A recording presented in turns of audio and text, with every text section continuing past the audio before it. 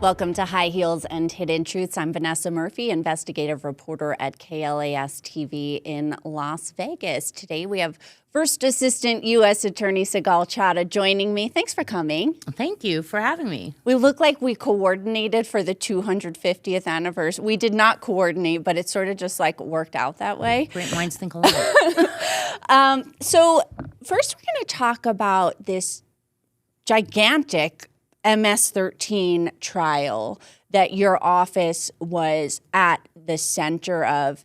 How would you categorize this and how the verdict ended up? So this was a grueling trial. It was 3 months. We had, there were 11 bodies, 4 cooperators, 3 defendants. It really was grueling, day in, day out. Court was dark on Friday, so I think both teams, both our office and the defense, kind of got a moment to breathe outside the courtroom. I know my team was working around the clock. I would imagine that the defendants' counsels were also working around the clock. High stakes. That's, MS-13. It's RICO case. Those are high stakes cases, and you never know how it could go. There's no sureties that it would have gone our way by any stretch of the imagination. And so 3 individuals, guilty verdicts for all 3. Correct. I know there's some sort of, there's more we need to talk about with those verdicts, but when you're not in the legal community, if you hear RICO, how would you break that down for someone? So the way that I would break down RICO is it's the Racketeering and Influence Corrupt Organizations Act. Many people remember RICO from the Giuliani days at SDNY when I'm pretty sure he was the first U.S. attorney to use RICO to take down organized crime in New York. As it has been applied over the I want to say 40 years. We have used RICO to take down organizations. I believe Enron was a RICO case. Anything that is used as gangs, any type of organization that is utilized as a criminal syndicate, which I know syndicate's more of a legal word, but any type of organization that is utilized as the organization itself to engage in criminal activity, that we would indict under a racketeering count. And with RICO, you have over 25 predicate offenses. Of those offenses, anything from bookmaking, murder, money laundering. I mean, anything that, and really the amazing thing and my fascination with RICO is because you get to prove that there is an organization that is engaging in criminal activity as an organization. It's not defendant A, defendant B, just committing crimes. There is a common purpose for these 3, 4, 5, 10 defendants that they are using this organization to perpetuate these crimes. And so in this federal trial, which lasted months, 3 defendants convicted of 9 murders here. Correct. Not all 3 were convicted of all 9. Okay. All 3 were at least convicted of 2. So that, and then you had the primary defendant, which was convicted. Yeah. And I was looking at some of the details, and just so our viewers know, I mean, this is a trial I would have liked to have covered and been in the courtroom every day. However, there are no cameras allowed in federal court, right. And with limited resources in newsrooms, that's really why you're not seeing the local news stations at these massive trials. We really have to pick and choose what we're covering. We have our hands full just at the Regional Justice Center, right? So we were not inside the courtroom for this trial, would have liked to have been, but we're trying to piece this together. And I read that the murders were particularly brutal. Any murder is brutal, but in particular, like hundreds of stabbings. I mean, we're talking about vicious.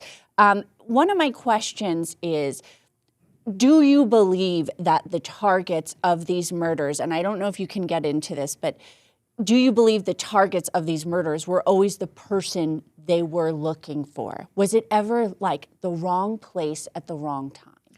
So there were some that were randoms, and those are the most devastating. There's, I think, obviously all murder is wrong. Of course. There is no justifiable murder. But I think there, and because I come from the criminal defense world, there's this idea or this notion, right, that if you lay with dogs, you wake up with fleas, right? So if you are engaging in criminal activity, it's almost, I don't want to say that it's justified, Right. but there's a diminished level of emotion, Yes. right? Or sympathy that, look, you know what you're doing. You're engaging in criminal activity, and if the result of that is murder, then, of course that's not justified because, there is no justification. But some of these murders were random people and unexpected, not engaging in criminal activities. And that makes it particularly egregious. Because you think about it could be anyone. Correct. And again, no murder is justified, but you think, was this just someone going about their business and they were in the wrong place at the wrong time?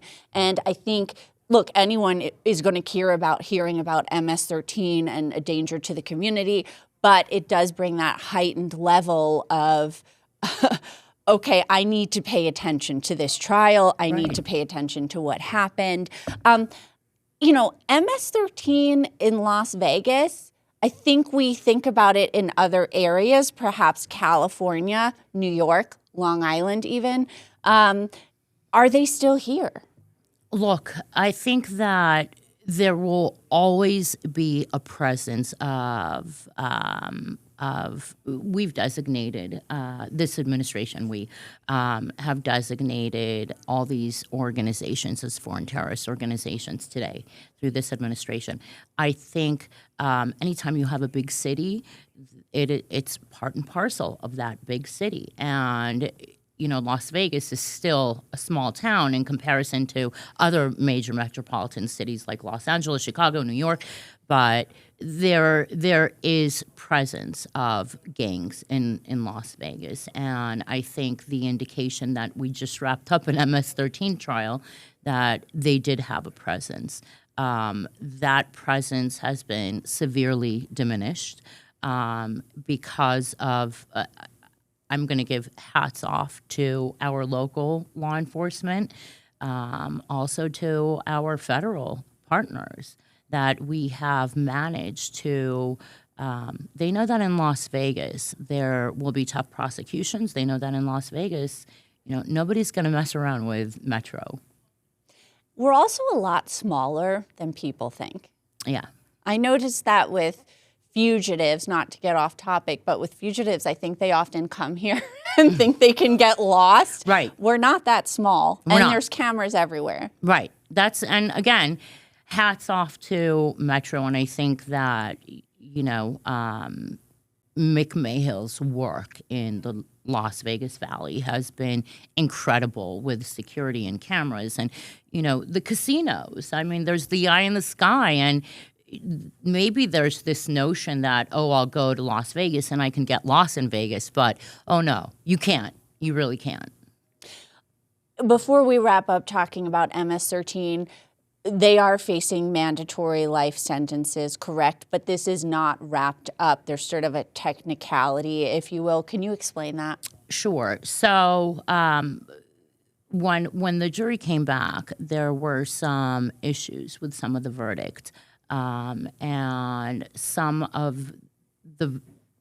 on some elements and some of the counts, the jury could not come to a unanimous verdict. Obviously, in criminal trials, you have to have a unanimous verdict. and those issues remain unresolved. The defendants and the cooperators will be sentenced in November, but there are some remaining kind of untied loose ends. Okay, and we're recording this on July 1st. It'll air soon, but so we know we're recording this July 1st. There can be updates after this. Last question. A lot of resources went into this trial, and there was sort of this side issue with security at the courthouse. Anything you want to say about that? I know that security had to be extra tight for this trial. Oh, yeah. So, no, you couldn't bring in phones. You couldn't bring in only the trial team. And I do want to commend the United States Marshal Service because they were actually transporting back and forth from Pahrump, and they did an outstanding job. So it really was an all-hands-on-deck operation. Whether it was task force officers that worked with us, the FBI, Homeland Security, shameless plugs to all my law enforcement partners because this could never have happened without them and without this collaborative effort. And I think the fact that the trial went smoothly, so smoothly, you didn't hear about issues like you do in other jurisdictions because really the U.S. Attorney's Office here has such an outstanding relationship with our law enforcement partners, which is HSI, FBI, LVMPD, U.S. Marshal Service. It just went off with a hitch. The three defendants at the center of this case who are facing this prison time now were here in the U.S. illegally, correct? How does that affect what can happen from now? Well, they will serve their sentences. I'm not at liberty to discuss whether they will remain in the country or not at this time. Okay. Let's take a quick break.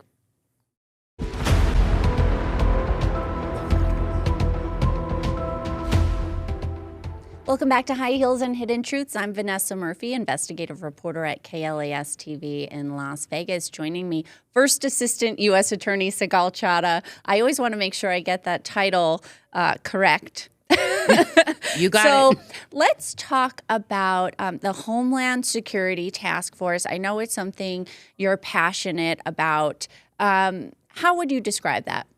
So Homeland Security Task Force, the way that I explain it to the regular person on the street is that it's like the Costco of public safety because it really takes all our law enforcement partners and it puts them under one umbrella. And I personally, not because this is something that was birthed out of this administration, but the logistics behind it are so brilliant because you had a bunch of separate law enforcement agencies that were federal agencies, and everybody was kind of in their own lane. And then, the predecessor to HSTF, which became a part of HSTF, was OCDF, and that's the that was the Organized Crime, Drug Trafficking Task Force. HSTF takes everything. It takes human trafficking, drug trafficking, foreign terrorist organizations, multinational criminal enterprises, and it puts it under one umbrella. So we're all working together, and obviously with the locals. And it also includes Immigration and Customs Enforcement, Correct. ICE, Correct. Which is one of the more controversial ends of that. Yes. One of the things we talked about last time was the human trafficking. And you sort of called out our casino industry, saying that, I don't know if you use the word resistance, but a lack of support maybe to tackle that. Any updates since our conversation? So I don't want to jinx it, but I do have a little bit of updates. What we are looking to create is obviously human trafficking it falls under HSTF, which also let me just make sure that it's highlighted that this is led by Homeland Security and FBI, and then DEA and everybody falls under that. One of the things that I'm trying to establish, and I think I'm making good movement, is having Gaming Control Board, obviously HSTF partners, kind of work together. And this is something that's never been done in the state of Nevada, where you have the casinos get a stake in it. Now, they don't have the bandwidth on the law enforcement end. So in, I'll say, discussions in an embryonic phase, we have Metro and Sheriff McMahill, which has demonstrated serious interest in putting something together. And I'm hoping that we can launch that. If you are the casino, and I know it's in the early phases, but if they haven't been doing it so far, I mean, we've covered trick rolls that have ended in murders on the Strip. If stories like that didn't prompt them to be more involved, what is in it for them now? So you're seeing a trend, and personally, I love to see this trend because I want to get rid of human trafficking. It's embarrassing for our state that no matter which administration is in office, Nevada leads the nation in human trafficking, number one. And we've got a vested interest because we live in this city, and it doesn't just happen with tourists. These are our girls and our, locals that are affected by this. So we're seeing a trend that now the private sector attorneys are starting to sue casinos for knowledge that human trafficking is happening in their hotels. And again, look, I don't want to see the gaming industry hit. That is the bread and butter of the state of Nevada. But at the same time, okay, it's good to feel a pinch because what your tacit, your tacit ignoring of the reality of it makes you complicit in human trafficking. And so I think that trend of what we were seeing is actually pushing slowly our hotels to believe that, wait a minute, we are now going to get sued. We are now going to have to report to our shareholders. Why are we getting these multi-million-dollar judgments against us? So I think it's a little bit of, it's going to hit them financially, and you don't want to be caught as complicit to human trafficking from a criminal perspective. Right. I want to circle back to ICE. We just talked about MS-13, and I think the average person can understand perhaps targeting individuals who are very much involved in crime. Last time you said that, or one of our previous conversations, you said that you didn't think that ICE here in Nevada was just targeting people because they were not here legally. It was more so they were involved in crime, then they'd become a target. Any updates, and is that still true? Yes, that's still true. I mean, again, we have a large percentage of people that are undocumented, that work in the hotel industry, that work in various other industries, and we are not seeking them to deport them. I think that what we've seen and we continue to see is that our removal proceedings, our indictments under 1326, which is the removal statutes, they come to light when somebody breaks the law. And you're a local. You live here. You've lived here a long time. So do they have your word that they shouldn't be afraid? Look, I can't give anybody my word as, remember, I'm head of this office, and what I could say is that I could assure them that that is not something that is a priority here in this district. There's a lot of bad people and a lot of criminals that I would prioritize before, just going after law-abiding. One of the issues we previously talked about was the airport. Mm-hmm. You said the airport needs more attention because drugs are being brought in. Any update? No updates on the airport. Again, I'm always trying to shake down my law enforcement partners for some canines, for some narcotics canines, but nothing, no movement on that end. One miracle at a time, Vanessa.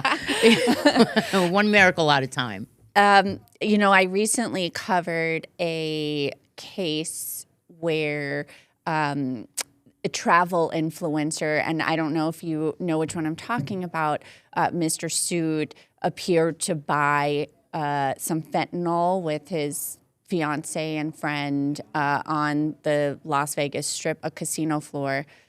They thought it was cocaine. They wanted to keep partying, and then it was fentanyl, allegedly, according to Metro Police, and he overdosed. Fentanyl, any updates there? So, look, fentanyl is still making its way through our communities.